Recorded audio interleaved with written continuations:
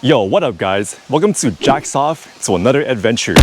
So in the 1900s, communism was quite the trend here in Asia. You had the Soviet Union trying to show the world that with communist ideology, you can become a world superpower. In 1949, Mao Zedong and the Communist Party also took over mainland China.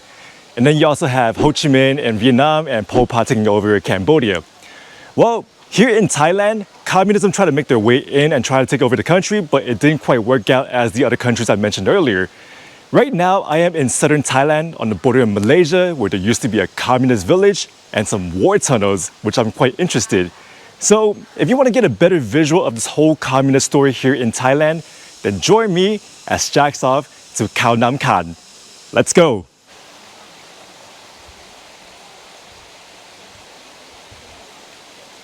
So before we go into the caves, we're gonna get educated by this museum first. Check it out. It's a really huge museum over here. Comrade, we got displays of traps, and then we got pictures of the old communist villages. Check it out. And also a lot of Chinese, because communist China, they send their soldiers here. We have the peace negotiation between the Thai government and Malaysian government. Maybe we'll learn some about the counter-communism movement too. But yeah, check it out, guys. Some communist ideology, the Red Book of Mao. Wow. The communist red hats. They sell these in Chinatown, San Francisco though. And wow, rocket launchers. These are pretty new though. Some of the guns they use. Is that a BB gun right there? More pictures of very important people. You have more comrades. You have Chairman Mao himself. Wow, check it out. I know I do like to joke around in my videos, but a lot of people did die from fighting for and against communism. Wow. You also have some comrades here. Hello, comrade. Even says 同志你好. And ooh, look at this comrade right here.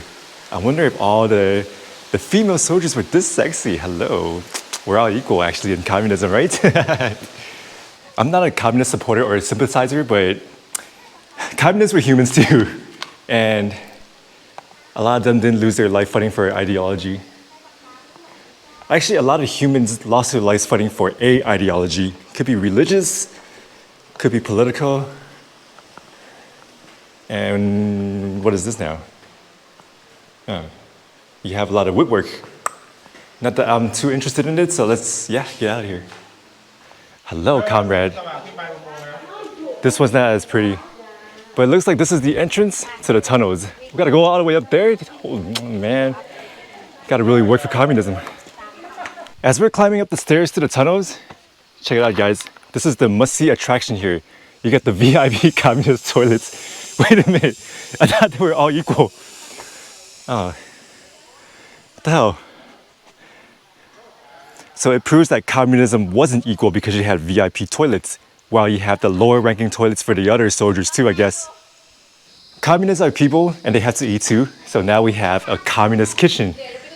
We have another female communists here. Wow, they used to eat pigs and cows here.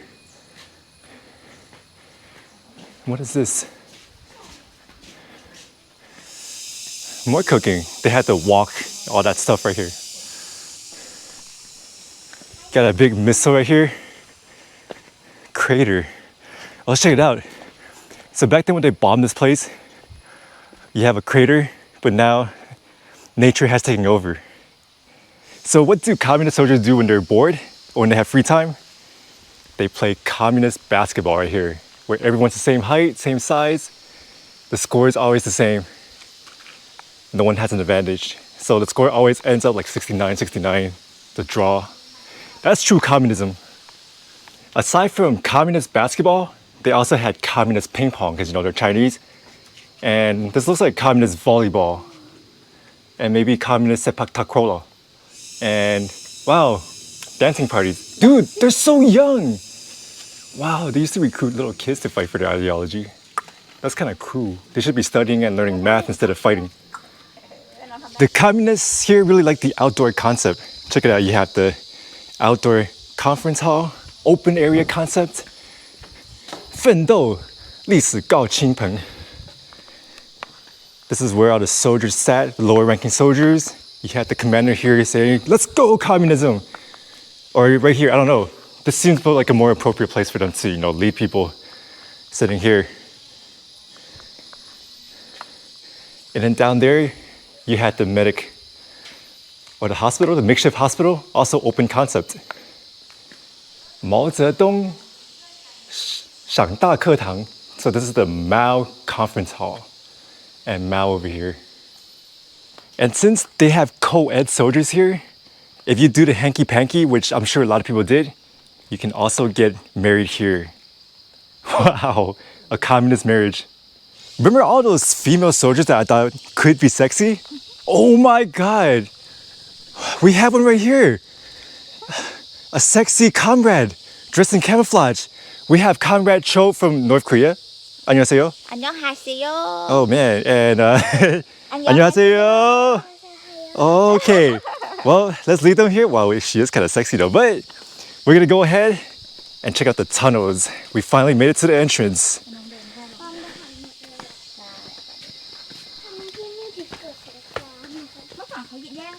So the Korean comrades have been following me. I don't know what their intention is. Maybe they saw that, I look Chinese. So they're like, comrade.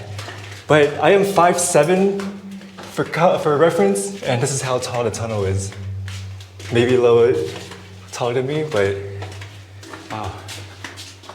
So check it out. They used to do motorcycle training here in a small tunnel like this. Oh.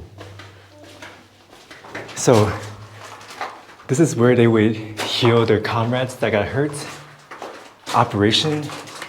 This is pretty much, it used to be straw mats, but now, they've made it more touristy here.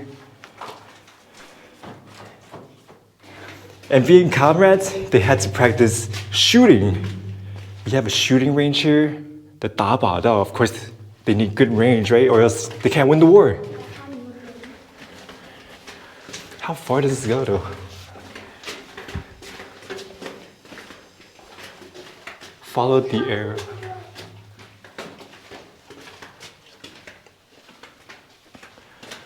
Ooh.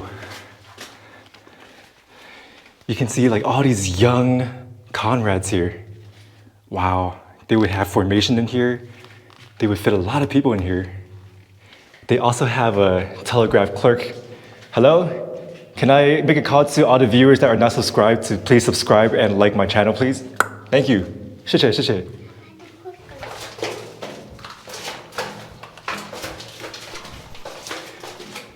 Gotta make sure our little comrade here, mix it out. As you can see, it's very steep for her. Imagine doing Stairmasters. You have to climb up and down every day. No at all. If you are tired, you can take a break here. Shamai. Alright, let's keep going. Our comrade. Whew. And we made it to the exit. There's obviously more to it. They closed down a lot of parts to it, but to make it safe for tourists, this is what it is. Yeah, our communist friend, we made it. There's a few areas we missed before going to the tunnels. Check it out. You also have a makeshift Chinese temple. Not as grand, but it does what it does. They also have a communist durian farm. Wow. You gotta eat what you gotta eat. So after that treacherous hike in the caves, it's really hot. So to cool down, I'm literally sitting on a river, drinking Thai tea with my North Korean friend and my North Korean little girl right here. While we sip on some communist Thai tea, here's a tad bit more to the communist story here in Thailand. Communism tried to make its way into Thailand as early as the late 1920s, and the country experienced several communist insurgencies throughout the following decades. However, due to several reasons, such as internal struggles in the communist forces, an eventual lack of resources, and a brutal Thai military that fought against them, communism was never able to take over the country. Also, on our trip to a Chinese village in northern Thailand, we learned that the Chinese nationalist soldiers who retreated through Yunnan during the Chinese Civil War also fended off communist fighters on the northern Thai border, thus being granted residency in Thailand by the Thai government. As for Khao Nam Khang, the tunnels were built in the 1970s by Chinese communist fighters who were also avoiding Malaysian authorities but continued to launch guerrilla operations along the Thai-Malay border. Finally, on March 19, 1987, the communist fighters surrendered to the Thai army, and now the tunnels have been renovated for tourist attraction for people like myself. Alright, what an adventure! Never would I thought I would end up in a communist village, let alone a communist exhibit. So I hope we all learned something today. Well, I sure did. And that'll be it for today. Thank you guys for watching. I hope you guys enjoyed it.